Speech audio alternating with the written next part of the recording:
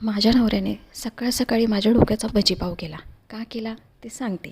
तर आज मला उठायला उशीर झाला होता आणि उठल्यानंतर बघते तर माझा नवरा आंघोळ वगैरे करून तयार होऊन लहान लेकरासारखा माझ्या पुढ्यात येऊन उभा होता आणि मला म्हणत होता की 2 दिवसापूर्वी तू माझ्या बिस्किटाच्या पाकिटातले जे 2 बिस्किटं खाल्लेस ना, ते तू आता मला तुझ्या बिस्किटाच्या पाकिटातनं परत कर, मला हवे आहेत. आणि लहान लेकरासारखा हट्ट धरून बसला होता की नाही, तू मला बिस्किटं देच, नाही तर मी कामालाच जाणार नाही.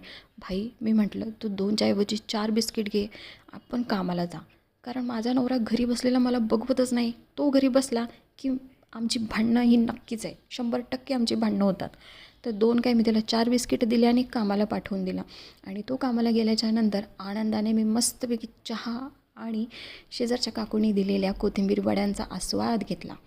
दुपारच्या जेवणाला मी बनवला होता वाटाणा भात, कारण आज मूड नव्हता त्यासाठी. आणि संध्याकाळच्या जेवणामध्ये मी बनवले होते मस्तपैकी शिमला मिरचीची भाजी. का?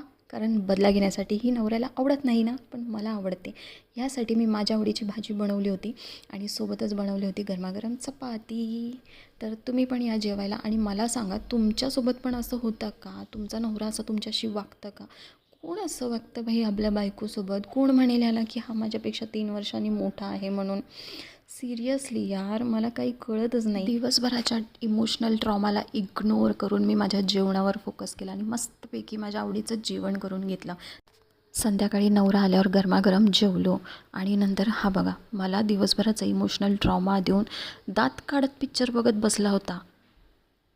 कोण असं करतं यार?